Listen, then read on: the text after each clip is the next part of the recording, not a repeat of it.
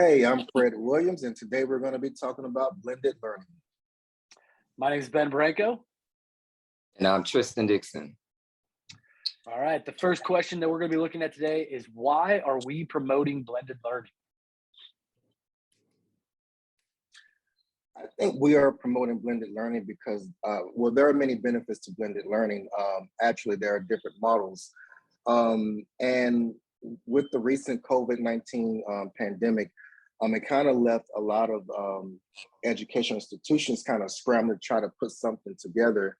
And so I think blended learning is kind of popular right now because it's something that's put in place so that if another shutdown were to happen, then learning can continue without causing a major interruption. I know for me, I think for blended learning, I'm sick of standing at the front of the classroom. So I'm trying to give my kids more ownership of their education and trying to make them do more of the work than myself.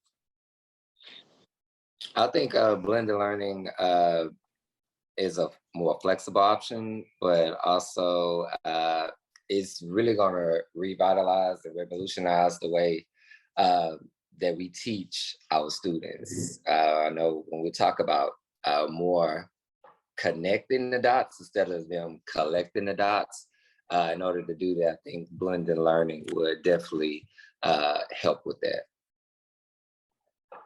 I also think it gives our students more COVA, that whole choice, ownership, voice, authentic learning. This blended learning, I think, can definitely funnel itself into that COVA approach. I definitely agree. Cool. Our second question that we want to answer for you today is what are the benefits of blended learning, both to the students, what are they going to like and dislike, and then for parents, how are we going to get them excited about blended learning? I know for me, one of the benefits of blended learning for students will be allowing them to kind of learn at their own pace. I noticed that this past school year, which would have been like the first normal, in-person school year. And so a lot of students came back with learning gaps. And so it was kind of challenging, because you're teaching, whole group and not everyone is, on the same pace. So I think one of the benefits of blended learning would allow students to, kind of work at their own pace. Beautiful. Tristan, what about you? What do you think of some things that kids might dislike with blended learning? Probably starting out something that's different, with kids or really just anybody. When they try something that's new, that's different, they're not usually wanting change, but in order to move forward, in order for growth, change has to happen. So I think just kind of like the change in the design of your lessons or the way that you set up your classes initially may be something that they dislike. It's almost like you're giving them more responsibility and they don't want to accept it. Yeah. I agree. And I think there's going to be some increased difficulty. I feel like with this blended learning, we have more active learning instead of the passive, just sitting there retaining information. And a lot of students have some trouble with that active learning aspect. They want to just sit back and be told the information. So getting them to be involved and invigorated in the learning is going to be a tough part. Yeah, especially when we think about the social aspect too. This generation, where I realize they're not as social. So if they're not just doing something on their phone, some of them don't have the social skills to have a conversation or to really express themselves. So going back to the change, that could be another reason why they dislike it, because we added more, but socially having them do different things may be an issue or a problem for some. Yeah. And another kind of question that kind of falls along was how to, was it invigorate parents? I think just kind of explain to parents, because I know that, parents were in a panic, when remote learning first started, because their kids were just handed these electronic devices and told, to learn and to figure it out.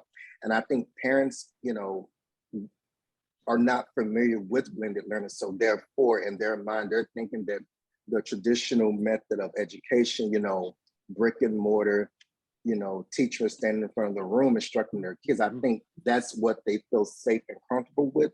So I think just kind of as their students, become more familiar with blended learning, maybe sending them, homework, that involves some sort of blended learning activities, so that parents become more comfortable with their students pretty much as far as learning without having to be in a traditional brick and mortar setting. I also feel like this whole blended learning will give the parents that opportunity to learn. I feel like I have parents come to me every year at open house saying, "Hey, I can't really help my student because it's algebra 1." And I'm like, dude, that is such a pathetic excuse. So now I'm actually giving them that opportunity where they can log on and see all of what their kids are doing and get that same learning if they really wanted to. Has there been any pushback from your colleagues or supervisors so far? Honestly, no. I think blended learning is, well, when I think about it, blended learning, I guess, have always been around. When I look at the curriculum, for the past 5 years, I've been seeing gallery walks. That's like a form of blended learning. So I think it's there's not any pushback. If anything, I think that there's kind of a push to incorporate more blended learning into the classroom. Sounds like a lucky man, Fred. What about you, Tristan? Not necessarily any pushback, but just, people who are set in their ways, like, how would this even work? Especially, I'm part of electives. So it's a little different than when we talk about core classes. So, I mean, how would this work as far as electives? The amount of work that you have to put into it ahead of time, the front loading, some of them, you may get a little pushback on that because, when people kind of going back to that growth mindset, when people are used to doing something and it's worked for them, why change it? Type of issue. But I mean, for the most part, not too much pushback. Yeah, I feel like I'm in the same situation as you, Fred. I'm very blessed to have a very open district. They really don't care if I'm going to try something new. They want to see some invigorative things. So I'm lucky enough that my coworkers have been coming to me and asking about my classroom. I finished out the school year with my desk in the middle of the room, which was a crazy environmental change, but I really liked it towards the end there. So they wanted to get that set up as well. So we're trying that for a bunch of classrooms this year. Nice. All right. So I got two more questions for y'all. E-portfolios and blended learning. How do the two of those mesh together?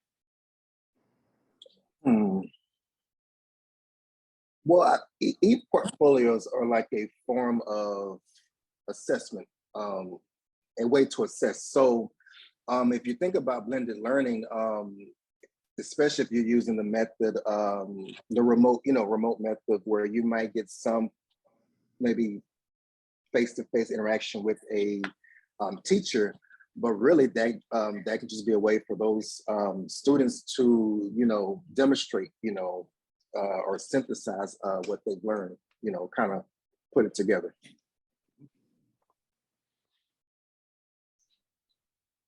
I know for me, I feel like e-portfolios, we were talking earlier about how blended learning allows some free or some more options for students in the timing that they turn things in. So I feel like a portfolio can really lend itself to that timing and being able to grade at a different time throughout the year, but still checking for the same standards to be completed.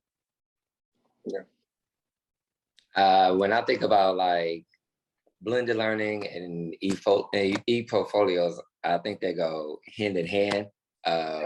E-portfolios just allows the kids a creative way to be able to express what they've learned. So it's like a finished product. If we're talking about 21st century learning, preparing them not just for the test, but just preparing them for life in general, e-portfolios is essential to that. And you can facilitate that through the blended learning as what the results were, what did they get out of what they learned, and then they will be able to use that. I know for me, like I work at a magnet program, so we interview, we have the luxury of picking students that we want to come to the school. So there's an interview process, and I know as far as magnet programs across the district, when they get to high school, they're interviewing too, but for our school, they have to interview to get in. So e-portfolios could be a very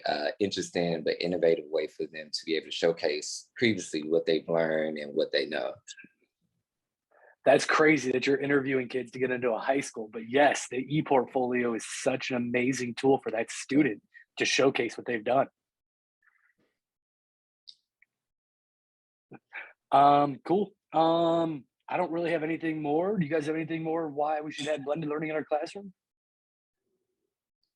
No, but I would say I think that I do believe that within the next 5 years, I think that blended learning is probably going to be like a norm. You know, even like I think a lot of the professional development is going to be surrounded, you know, around blended learning. Hopefully we can be one of those leaders of those professional developments for our colleagues, right? Yep. Beautiful. Yeah, I think blended learning, I mean, it'll help with the engagement, which engagement will help with learning, because, you know, these kids, their attention spans are short. And if the way education is going and the way teachers are standing up there going over certain things, they're sitting there, they're not actively listening. And so blended learning is just another way to get them to active listening, but then also let them be in their own process of learning, and not just having to listen to something and write it down, but gives them different other ways to express their learning. Beautiful. Well, thanks for coming to our discussion here. My name is Ben Branco. I have an article coming out soon on blended learning that incorporates Khan Academy into the blended learning classroom. You can check that out on my website. Tristan, you want to sign off? Tell them who you are. We're taking a look out for you. Yeah, so again, I'm Tristan Dixon, and I have an article that's coming out about blended learning and the benefits of blended learning for the students. Perfect. And they can get that on your website as well, I presume? Yes, you can see the publication on my website. And what about you, Fred? All right. Once again, I'm Fred Williams. I too have a article coming out about blended learning, talking about the benefits of blended learning, as well as the different models of blended learning. And you can catch that on my website, frederickWilliams.org. Perfect. Thanks, y'all. Have a great day.